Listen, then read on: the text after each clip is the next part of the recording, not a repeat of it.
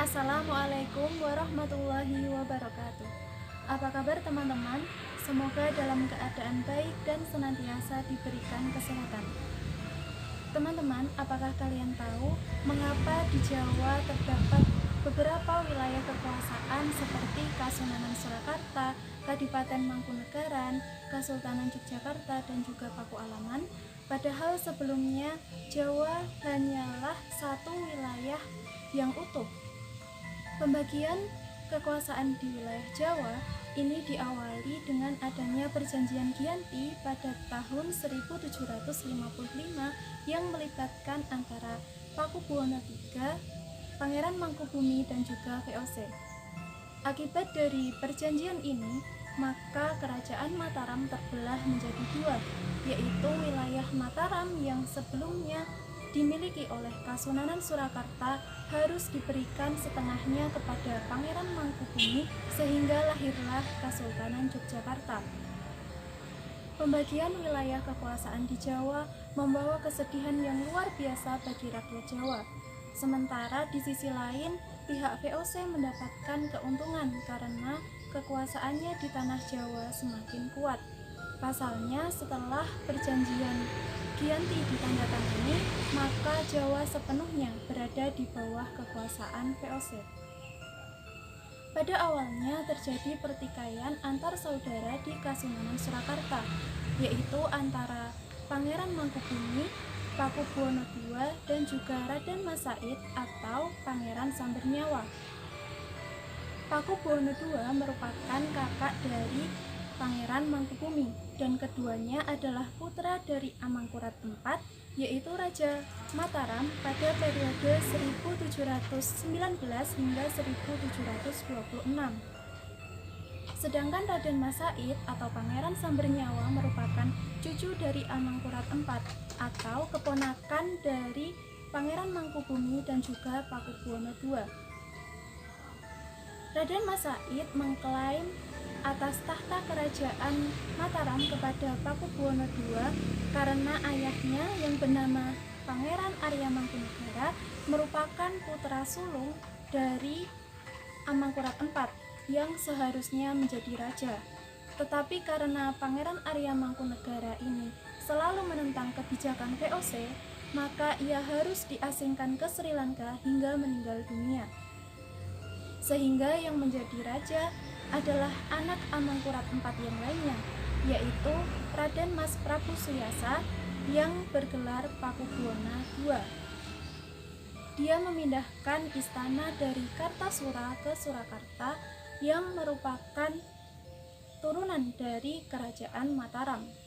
Atas dasar itulah Raden Mas Said kemudian melakukan pemberontakan. Tapi ternyata tidak hanya Raden Mas Said yang mengklaim tahta atas Kerajaan Mataram. Begitu juga dengan Pangeran Mangkubumi. Pada tahun 1746, Pangeran Mangkubumi pergi menemui pejabat VOC yang ada di Semarang untuk meminta menjadikannya menjadi raja. Tetapi akhirnya dia ditolak. Dan pada saat itulah akhirnya Raden Mas Said beserta Pangeran Mangkubumi akhirnya bersekutu dan bekerja sama untuk melawan Pakubuwono II dan juga VOC. Putri dari Pangeran Mangkubumi yaitu Raden Ayu Inten kemudian dinikahkan dengan Raden Mas Said dan mereka hidup di hutan sebelah barat Surakarta yang nantinya akan menjadi Yogyakarta.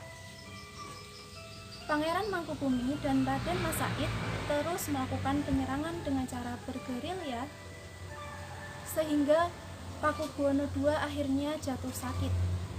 Kesempatan ini diambil oleh Pangeran Mangkubumi untuk menjadi raja dengan gelar Pakubuwono III pada tanggal 11 Desember tahun 1749.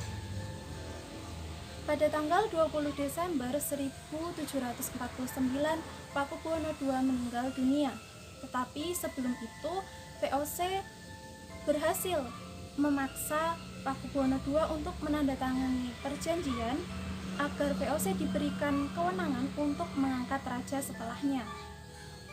Karena VOC tidak mengakui Pangeran Mangkubumi sebagai Pakubuwono III, maka VOC mengangkat putra dari Pakubuwono II yaitu Raden Mas Surjadi sebagai raja setelahnya yang bergelar Pakubuwono III. Kemudian Pangeran Mangkubumi beserta Raden Mas Said terus melakukan penyerangan terhadap VOC dan juga Kasunanan Surakarta dengan bantuan panglima perang dari Pangeran Mangkubumi yaitu Pangeran Hadiwijaya. Karena pada saat itu Pakubuwono III atau Raden Mas Surjadi ini masih sangat muda berusia 17 tahun dan belum memiliki pengalaman, maka VOC mengutus Tumenggung Sujanapura untuk memisahkan antara Raden Mas Said dan juga Pangeran Mangkubumi. VOC juga berusaha untuk mempengaruhi Pangeran Mangkubumi dengan mengiming-imingi akan memberikan setengah dari wilayah kerajaan Mataram kepada Pangeran Mangkubumi jika ia bersedia untuk menghentikan pemberontakan. Pada tanggal 22 September 1754 diadakan pertemuan pembuka oleh Nicholas Harting dari pihak VOC dalam sejarah perjanjian Giyanti. Dan pada tanggal 23 September 1754, Pangeran Mangkubumi akan diberikan setengah wilayah dari kerajaan Mataram dan akan diberi gelar Sultan. Dari perundingan pada tanggal 22 hingga 23 September 1754 ditambah dengan persetujuan dari Pakubuwono III, maka diadakanlah Perjanjian Giyanti pada tanggal 13 Februari tahun 1755. Nama Giyanti diambil dari lokasi penandatanganan perjanjian yaitu di Desa Janti atau Ianti dalam lafal Belanda dan Giyanti dalam ejaan Belanda. Sekarang tempat ini dikenal sebagai Dukuh Kerten, Janti Harjo, Karanganyar, Jawa Tengah. Isi dari Perjanjian Giyanti tanggal 13 Februari 1755 adalah 1. Pangeran Mangkubumi diangkat sebagai Sultan dengan gelar Hamengkubuwono I pada separuh wilayah Kesultanan Mataram dengan hak turun-temurun yang didapatkan para pewarisnya. 2. Selalu diusahakan adanya kerjasama antara rakyat yang berada di bawah kekuasaan VOC dengan rakyat di bawah pemerintahan Kesultanan. 3. Sebelum Bupati Dalem dan Bupati-Bupati mulai melaksanakan tugas masing-masing, mereka harus bersumpah setia kepada VOC di tangan gubernur. 4. Sultan tidak dapat mengangkat atau memberhentikan Bupati Dalem dan Bupati tanpa persetujuan VOC. 5. Sultan harus selalu memberikan bantuan dan kerjasama kepada VOC dan mengampuni Bupati yang memihak VOC dalam peperangan.